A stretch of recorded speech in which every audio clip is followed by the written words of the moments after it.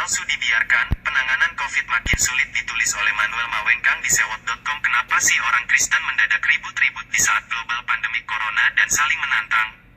Lalu kenapa sih si Om GL, Papa Dick Garen yang pernah ngadakan KKR di Monas sampai sebut-sebut mereka yang dituding pamer teologi dan pamer otak itu berhati busuk?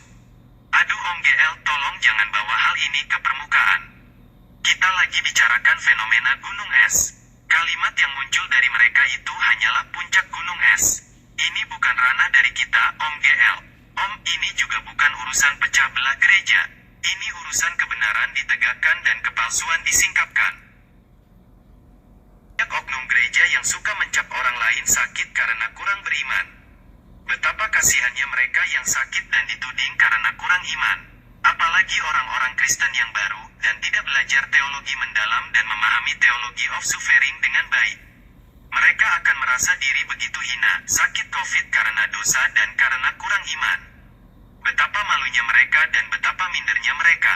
Ini akibat tudingan-tudingan yang gak jelas dari oknum pendeta. Coba bayangkan dalam kondisi malu dan hina seperti itu, pasti akan banyak pasien COVID-19 yang tidak terdata dan lokal transmitting alias penularan lokal akan ngebom seperti baby boomer di eranya. Kasihan betul bukan?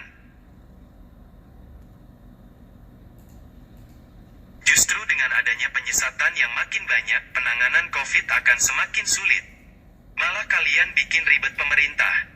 Kalian malah bikin ribet Ahok yang susah-susah sulap RS Pertamina Jaya dengan pasien positif lainnya. Lalu udah gitu kamu mau salahkan pemerintah? Kok mirip Abbas? Saya punya teman-teman yang ada di aliran karismatik dan merasa sangat ketakutan dengan COVID. Bahkan dia berdoa kiranya dia terus hidup suci, agar terhindar dari COVID dan meminta keberanian dari Tuhan untuk terus berada dalam naungannya meski lakukan hal-hal biasa. Aduh, dangkal sekali pemikiran mereka. Karena siapa? Apakah saya bisa langsung salahkan mereka? Ya tidak, yang ngawur itu pendengarannya akan sesuatu yang diklaim sebagai firman. Iman yang sejati datang dari pendengaran akan firman yang sejati.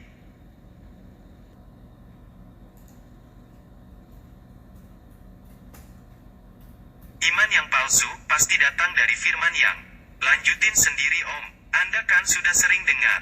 Contoh sudah ada, klaster di Jawa Barat. Mereka tidak segera melapor, karena awalnya ditutupi. Apalagi ada yang mengklaim bahasa roh bisa meningkatkan imunitas dari COVID. Maka para jemaat itu pada ketakutan karena dicap jemaat lain tidak bisa bahasa roh.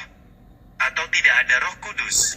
Atau dalam ngawurnya pemahaman teologi mereka, mereka akan mencap diri mereka yang terkena COVID-19 sebagai orang yang sama terkena sampar atau kusta. Dan itu di Alkitab dicatat sebagai hukuman bagi orang-orang infidel. Kasihan sekali bukan, jika mereka dianggap atau menganggap diri seperti itu?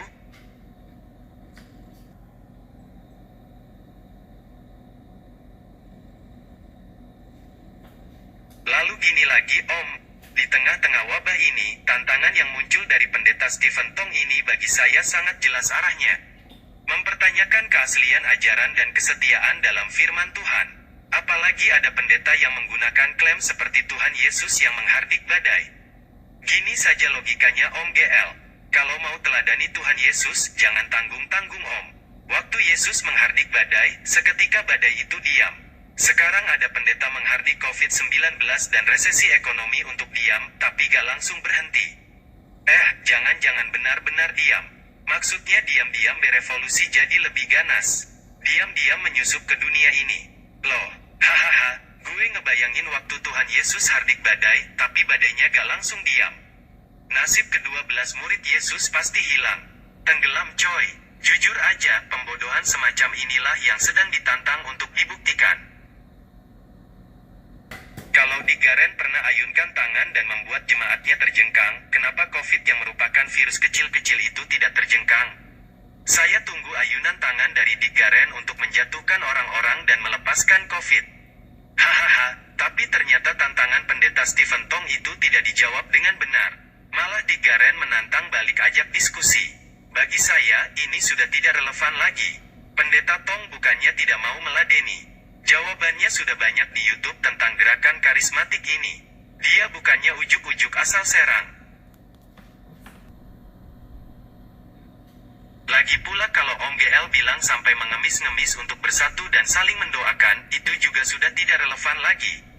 Kenapa? Karena justru kami, orang Kristen ingin kesembuhan. Kami tidak ingin debat. Kami ingin kesembuhan. Ayo dong Om.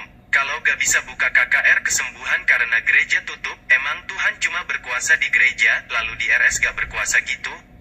Jangan pakai alasan kalau di RS bikin kesembuhan, RS bakalan rugi. Itu mah ngeles Om. Kami butuh konsistensi kelompokmu dalam berkata-kata. Atau semua ini hanyalah bohong-bohong, norak tahu, begitulah norak-norak.